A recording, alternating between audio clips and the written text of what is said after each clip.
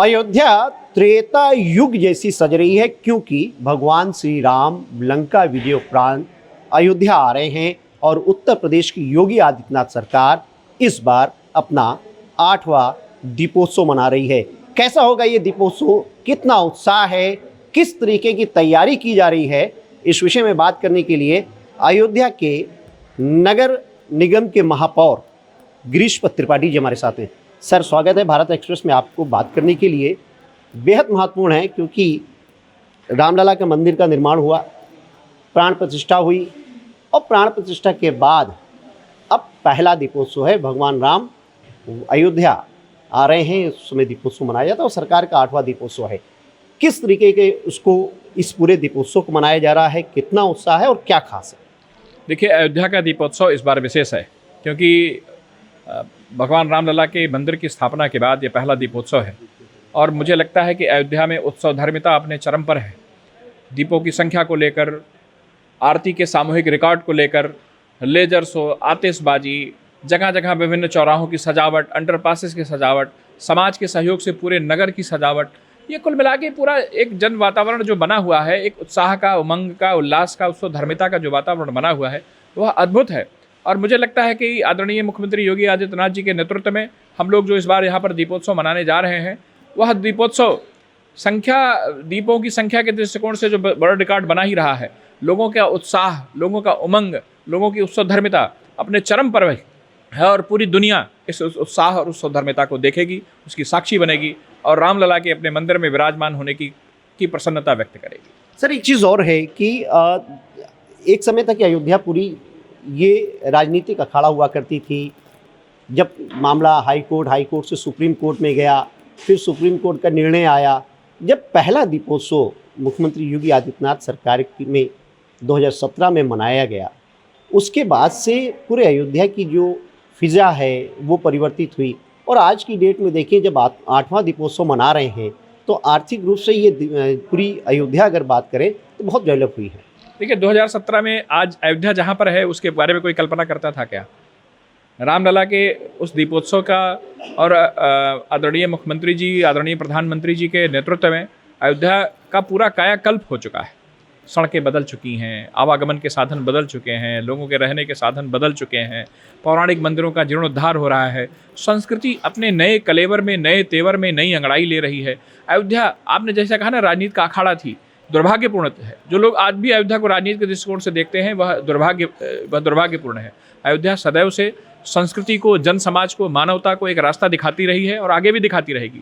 और हमारी पार्टी की सरकार ने, हमारे नेतृत्व ने इस बात को समझा और वह जानती है इस बात को कि पूरी दुनिया को अगर रास्ता देखना है तो उसे राम की तरफ देखना होगा, अयोध्या की तरफ देखना होगा, अयोध्या की संस्कृति की तरफ देखना होगा। और अयोध्या की संस्कृति का जो सर्वोच्च बिंदु है ये दीपोत्सव, इसके माध्यम से पूरी दुनिया इस दीपोत्सव की आभा को देखती है, उसका दर्शन करती है, उस छटा से प्रभावित होती है और जब वह दर्शन करती है, उसको देखती है, उसकी साक्षी बनती है, तो वह कहीं ना कहीं संस्कृति के कुछ कण भी उनके जीवन में जाते हैं। और हमारी अयोध्या की संस्कृति, हमारे भगवान राम से जुड़ी जीवन मूल्य, मर्यादा, संस्कृति, यही पूरी दुनिया को आने वाले समय में रास्ता दिखाएगी, ऐसा मेरा विश्वास है। और दीपोत्सव उसका न सिर्फ प्रस्थान बिंदु है, उसका साक्षी है और वह उसकी प्रेरणापुंज बन के उभरेगा, ऐसा मेरा विश्वास है। सर, आप क्योंकि यहाँ पे तो महापौर ही हैं नगर निगम के, आप एक मंदिर के महंत भी हैं, तो बड़ी अपेक्षाएं होती है अयोध्या को लेकर, अयोध्या के साधु संतों को लेकर, अयोध्या की जनता को लेकर कि एक आपसे अपनी चीज़ों को कहे।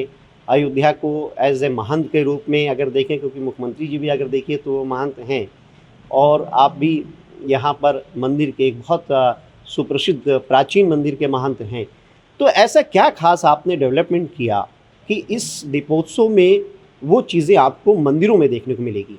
देखिए, एक तो सभी रामलला के, उनके जीवन से जुड़े, उनकी लीलाओं से जुड़े सभी मंदिरों की साज सज्जा, वहाँ पर दिए, हमारे नगर निगम में जो हमारी गौशाला है उसमें जो बने गोबर के दिए, उनको गुप्तार घाट पे सजाने की योजना, पूरे नगर को फूलों से सजाने की योजना और पूरे नगर में जो रामलला से जुड़े विभिन्न स्थल हैं उनको इस तरह से सजाया जा रहा है कि वह संस्कृति पुनर्जीवित होती है। इस कारण से मैं फिर कह रहा हूँ इस बात को, संस्कृति अपने नए कलेवर और तेवर में अंगड़ाई ले रही है और पूरी दुनिया उसकी साक्षी बन रही है, उससे प्रभावित हो रही है।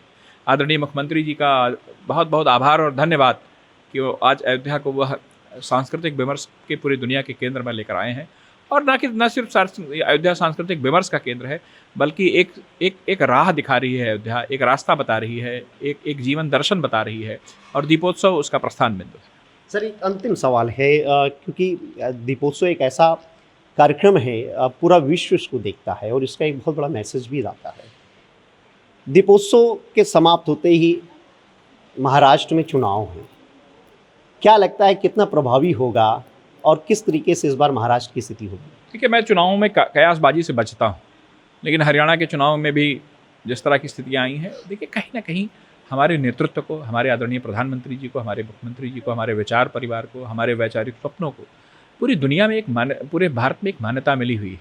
और कहीं ना कहीं हमारे नेतृत्व की जो साख है वो अपने आप में अद्वितीय है, बेमिसाल है। उस कारण से ऊपर से भले कुछ लगता हो, अंततोगत्वा लोग नरेंद्र मोदी जी के साथ आते हैं, और महाराष्ट्र में भी यही होने जा रहा है। दीपोत्सव का असर पड़ता है निश्चय। देखिए, दीपोत्सव सिर्फ राजनीतिक उसके लिए नहीं है, लेकिन जो वहाँ के वोटर वो नहीं देख रहे हैं कि भगवान राम से जुड़े पहले कहाँ पे डांस होता था, पहले कहाँ पे नृत्य और मुजरा होता था, आज कहाँ दिए जल रहे हैं, वो नहीं देखते हैं क्या? वो नहीं जानते कि यही दीपोत्सव का प्रपोजल, यही दीपोत्सव का प्रस्ताव इसके पूर्व वाले मुख्यमंत्री जी के पास भी था। उन्होंने उस फाइल को ठंडे बस्ते में डाल रखा था। वो नहीं देख रहे हैं कि हमारी संस्कृति कहाँ से बढ़ रही है, हमारे मूल्य कहाँ से बढ़ रहे हैं, हमारे आराध्य के प्रति कौन समर्पित है, वो नहीं देखते हैं क्या? और महाराष्ट्र के लोग भी तो क्या उनकी राम भक्ति में कहीं कोई प्रश्न चिन्ह है क्या? और महाराष्ट्र के लोग अगर दीपोत्सव से प्रभावित होते हैं, अस्वाभाविक क्या है? खाली एक दीपोत्सव की बात नहीं है, पूरी उस संस्कृति को जीने, उसको फिर से सजाने संवारने की बात है, उस मूल्यों को फिर से स्थापित करने की बात है। और यह राजनीति से हटकर यह सारी बातें हैं, लेकिन जो वहाँ के लोग हैं अगर उससे प्रभावित होते हैं तो उसका स्वागत और प्रभावित होना चाहिए। जिन्होंने इतना किया, जो राम को लाए हैं, उनके साथ खड़ा होना चाहिए। धन्यवाद महापौर जी। आप महापौर गिरीशपत त्रिपाठी, जिनका कहना है कि ये जो 8वां दीपोत्सव है मुख्यमंत्री योगी आदित्यनाथ सरकार की, क्योंकि मुख्यमंत्री योगी आदित्यनाथ सरकार जब पहली बार बनी तो उस समय दीपोत्सव प्रारंभ हुआ, और ये 8वां दीपोत्सव है।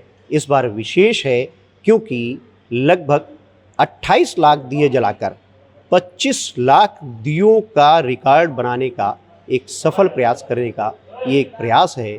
और जो पिछले 7 वर्षों का जो रिकॉर्ड है गिनीज बुक का वर्ल्ड रिकॉर्ड, उसको भी तोड़ने का प्रयास। उसके साथ साथ दूसरा जो महत्वपूर्ण है कि अभी तक ऐसा नहीं हुआ है कि सरयू घाट पर एक साथ वैदिक ब्राह्मण लगभग 1100 के करीब वो आरती करे, वो भी एक विश्व रिकॉर्ड इस दीपोत्सव में। एक्सप्रेस अयोध्या।